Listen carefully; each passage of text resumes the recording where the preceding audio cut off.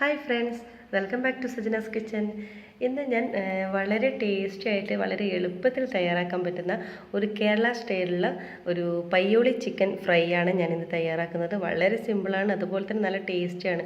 നിങ്ങൾ കുറേ പേരെങ്കിലും ഇത് കഴിച്ചിട്ടുണ്ടാവും. അപ്പോൾ അതേ നമ്മുടെ റെസ്റ്റോറൻറ്റിൽ നിന്ന് കിട്ടുന്ന അതേ ടേസ്റ്റിലാണ് ഈ പയ്യോളി ചിക്കൻ ഫ്രൈ തയ്യാറാക്കുന്നത്. അപ്പോൾ ഇതെങ്ങനെ തയ്യാറാക്കുന്നത് നോക്കാം.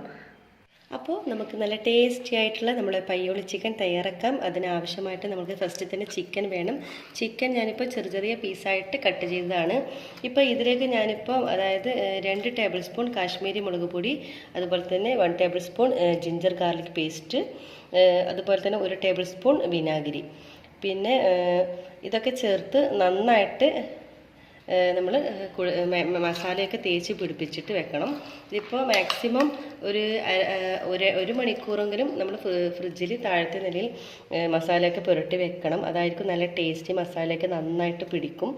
അപ്പോൾ ചുരുങ്ങിയത് അരമണിക്കൂറെങ്കിലും നിങ്ങൾ വെക്കാൻ ശ്രദ്ധിക്കണം കേട്ടോ. അപ്പോൾ ഇതൊക്കെ ആവശ്യത്തിന് ഉപ്പൊക്കെ ചേർത്തിട്ട് നന്നായിട്ട് മസാലയൊക്കെ തേച്ച് പിടിപ്പിച്ചിട്ട് ഇപ്പോൾ 1 മണിക്കൂറായി ഇതിപ്പോൾ തേച്ച് പിടിപ്പിച്ചിട്ടുള്ളത്. ഇനി നമുക്കിതൊന്ന് ഫ്രൈ ചെയ്തെടുക്കാം. അപ്പോൾ നമ്മുടെ മസാലയൊക്കെ തേച്ചിട്ട് നമ്മളെ ചിക്കൻ അവിടെ വെച്ചിട്ടുണ്ട്. അതിന് മുൻപ് നമുക്കൊരു പാൻ വെച്ച് നമുക്ക് കുറച്ച് ഓയിൽ ഒഴിക്കാം. ഞാനിപ്പോൾ വെളിച്ചെണ്ണയാണ് ഇപ്പോൾ യൂസ് ചെയ്യുന്നത്. അപ്പോൾ അതിലേക്ക് നമുക്ക് ആദ്യം തന്നെ അതായത് ഒരു 2 പച്ചമുളകും അതുപോലെ തന്നെ കുറച്ച് കറിവേപ്പിലയും ആദ്യം തന്നെ ഇട്ട് കൊടുക്കാം.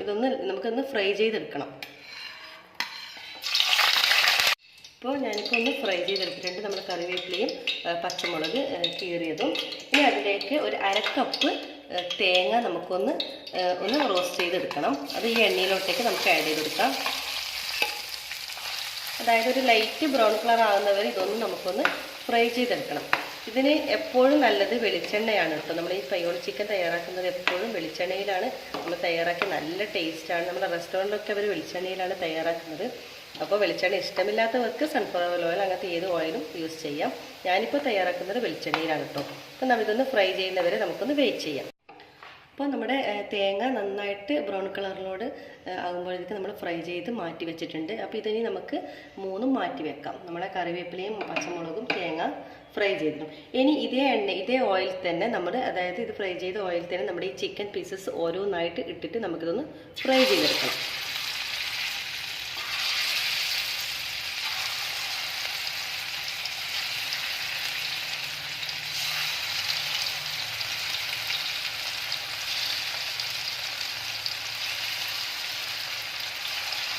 അപ്പോൾ നന്നായിട്ട് മൂത്ത് വരുമ്പോൾ നമുക്കിത് മറിച്ചിട്ട് കൊടുക്കാം. അതുവരെ നമുക്കൊന്ന് വെയിറ്റ് ചെയ്യാം. ഒരു ഭാഗം ഫ്രൈ ആയി വരുമ്പോൾ നമുക്ക് തിരിച്ചിട്ട് കൊടുക്കാം. ഇതുപോലെ 2 ഭാഗവും നമുക്ക് ഇതുപോലെ ഒന്ന് ഫ്രൈ ചെയ്തെടുക്കണം. ഇതെടുത്തതിന് ശേഷം നമുക്ക് അടുത്ത സ്റ്റെപ്പ് ചിക്കനും കൂടി ഇതുപോലെ തന്നെ ഫ്രൈ ചെയ്തെടുക്കാം. അപ്പോൾ നമ്മുടെ ചിക്കനൊക്കെ നന്നായിട്ട് ഫ്രൈ ആയി വന്നിട്ടുണ്ട്. നമുക്കിതിന് പ്ലേറ്റിലോട്ടേക്ക് കോരി മാറ്റാം. 2 ഭാഗവും നല്ലവണ്ണം ഫ്രൈ ആയി വന്നിട്ടുണ്ട്. നമുക്കിത് മാറ്റിയിട്ട് അടുത്ത ബാച്ച് നമുക്ക് ചിക്കൻ ഇതിലോട്ടേക്ക് ഇട്ട് ഇതുപോലെ തന്നെ ഫ്രൈ ചെയ്തെടുക്കാം. അപ്പോൾ നമ്മുടെ പയ്യോളി ചിക്കൻ എല്ലാം ഫ്രൈ ചെയ്ത് ഞാനൊരു സർവിംഗ് പ്ലേറ്റിലോട്ടേക്ക് മാറ്റിയിട്ടുണ്ട്.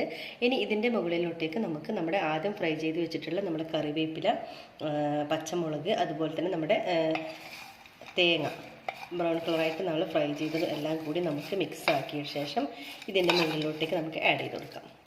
ഈ ചിക്കൻ നമ്മുടെ ഈ തേങ്ങയുടെ കൂടിയും വറുത്ത അതായത് ഈ കറിവേപ്പിലും എല്ലാം കൂടി മിക്സാക്കി കഴിക്കുമ്പോഴാണ് അതിൻ്റെ ആ ഒരു ടേസ്റ്റ് ഉണ്ടാകുന്നത്. അപ്പോൾ നിങ്ങൾ കഴിച്ചവർക്കത് മനസ്സിലാവും. വളരെ ടേസ്റ്റാണ് ഇത്. അപ്പോൾ നിങ്ങളെല്ലാവരും തന്നെ ഒന്ന് ട്രൈ ചെയ്ത് നോക്കണം. വളരെ ടേസ്റ്റി ആയിട്ടുള്ള ഈ ചിക്കൻ പയ്യോളി ചിക്കൻ ഫ്രൈ നല്ല ടേസ്റ്റാണ്. അപ്പോൾ നിങ്ങളെല്ലാവരും തന്നെ ട്രൈ ചെയ്ത് നോക്കി ഫീഡ്ബാക്ക് അറിയിക്കണം. അതുപോലെ തന്നെ ഇതുവരെ സബ്സ്ക്രൈബ് ചെയ്യാത്തവരുണ്ടെങ്കിൽ തീർച്ചയായും സബ്സ്ക്രൈബ് ചെയ്യാം.